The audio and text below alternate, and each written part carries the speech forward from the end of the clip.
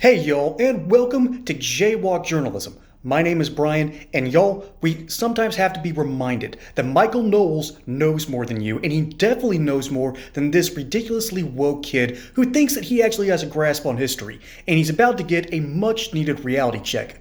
Now, let's dive in. I wish I didn't have a time constraint because I have a lot of things I want to get through, but I'm going to read two quotes and ask how you justify this as, quote, a hero and, quote, one of the greatest men in history, as you said through your speech. Where are your quotes from? The quotes are from his journal. From where? In his journal. His journal. From the Journal of Christopher Columbus? Yes. Okay. In his journal, he says, quote, "Let us in the name of the Holy Trinity go on sending all the slaves that can be sold." He also says, quote, "The Indians are so naive. I will bring as much gold and slaves as you need." That actually was not in his journal. That was to the court in Madrid. I assume it wasn't in his journal because he would be writing to himself. Right, so you're saying Christopher Columbus agreed in a letter to his bosses who were funding his voyage that he would fulfill the terms of his voyage? That's what you're saying? This is some shock. There's two parts to it. The first one was from his journal, where he quite literally said, "Let us in the name of the Holy Trinity go on sending all the slaves." The second one was to the court in Madrid, appeasing them, saying, "Yes, let's go get all these slaves from Well, this land." you mentioned in the name of the Holy Trinity, Christopher Columbus baptized many natives. He did it personally. And he obviously was bringing the faith to the New World. You're at a Catholic university. If you believe that the faith is true and good and beautiful, as I do, as all Christians ought to do, then that's a wonderful thing to spread the gospel to people who've never heard it before. I think you misheard the quote. The last part of the quote I don't is think the I most misheard the important. quote, but you Go can repeat on, it if you like. In the name of the Holy Trinity, what should Yes. we do in that name? Go on sending all the slaves that can be sold. So he sent slaves to the New World. That is true. Or back to Spain. That is true. That was part of the deal. And if you listen to my lecture, I'm not sure. I heard your question, but I'm not sure you heard my lecture. He agreed to the encomienda system as a political concession because he was outfoxed by a local mayor named Roldan. This was the cause of much of his consternation in the New World. It's the reason that Bobadilla was able to take over and usurp control from him in the West Indies. This is a political reality. This is not a beautiful thing. It's a terrible thing. Slavery is an awful thing. None of us disagrees with that. But for us now, as people who have benefited, all people of the whole world who have benefited from the greatest country, the most profitable, the most charitable, the most equitable, the most just, the one that allows you to stand there and ask me that question, for us to spit on that man who made all of it possible because he made some moral concessions in order to take the most ambitious voyage at that time in the history of man is so bizarrely ungrateful. It is so ignorant of historical and political realities as to be naive and sophomoric. My question was, how can you justify calling him a hero? I agree. I've just justified it. That's my explanation. I think that you're standing on the shoulders of giants and you think that you're flying, but you're not. We are dwarfs standing on the shoulders of that great man, and we spit down on him in our ingratitude. How pathetic.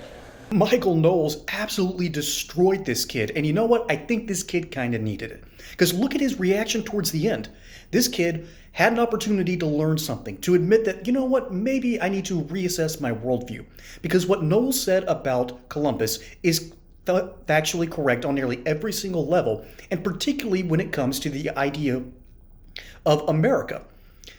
He came over for two reasons: to explore and to see if he can find a little small fortune for himself. He was a greedy person, but that's about the extent of his of the truly evil things he did. Although he did trick one Native American tribes to give him a little bit too much supplies that caused them some troubled times by tricking them that an eclipse was coming, because he knew that there was going to be a solar eclipse at a certain spot, and he used that to gain some leverage. But he did that in order to feed his men for the voyage back to Spain. So when you're caught between a rock and a hard place, he chose his own men. That was unusually noble, and he was able to even strike a deal with the natives. They all survived. So this kid does not understand history, because pretty much what happens in American education is in Columbus sailed the ocean blue in 1492, and that's it. And then they get to college and the professors tell the kids, "Hey kids, you want to know the real secret of history?" Yeah, that's what essentially happens over and over and over again, because once these kids get to college, they haven't been properly equipped. They aren't really able to think for themselves. And then you get products like this kid who has now learned the real truth. And the real truth is this.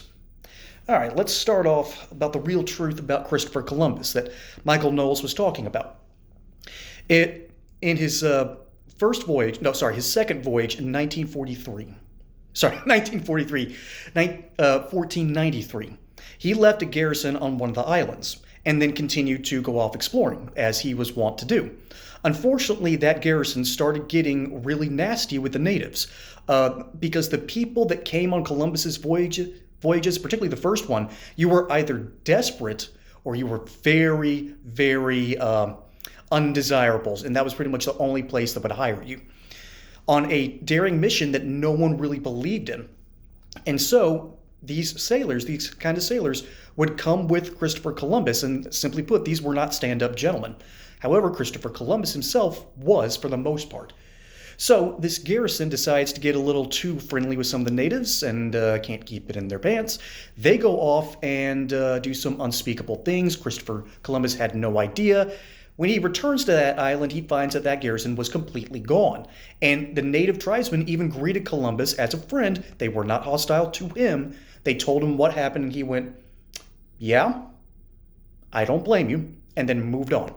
And that cycle, unfortunately, would repeat itself time and time again, until eventually Christopher Columbus found himself, as Michael Knowles put it, outfoxed. So there was this small town mayor that got a lot of political traction with a lot of these sailors who were, simply put, ill-equipped to be colonists and weren't really good as guardsmen. They simply put, they couldn't keep it in their pants. So this cycle would continue over and over and over, and it caused this huge rift between the guys that were there for the exploration and the guys that were there to strike it rich. Eventually, the ones that wanted to strike it rich and have a little bit too much fun, they ended up rallying around this one dude, this one mayor, and eventually Christopher Columbus had to go out and find this dude. And so he did, and had to make a really terrible decision. Do you fight this person and incarcerate about a third of your entire force while risking your own in a potential battle, or do you negotiate? And that negotiation ultimately led to something that would later be known as the encomienda system. And that was the system when slavery was fully introduced. So that was the terrible tragedy of the time of Christopher Columbus. Because ultimately, despite the fact that he wanted to explore, there were people that were beneath him that he wasn't able to control. So that is a legitimate criticism of Columbus. However, to sit there and say that he's just one of the evil characters of history is a flat-out lie. It is wrong. Christopher Columbus was a brave man who did something that no one dared to do.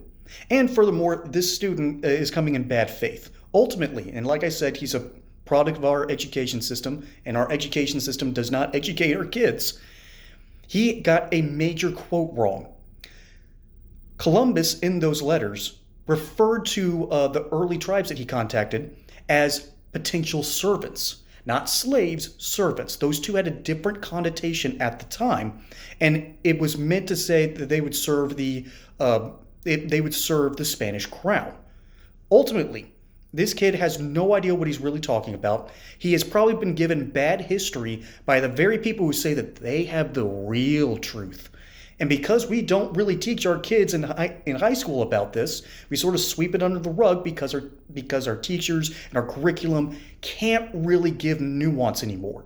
We've lost that ability, and Michael Knowles is out here trying to remind everyone what good history is, and he gave this kid a lesson that he'll never forget.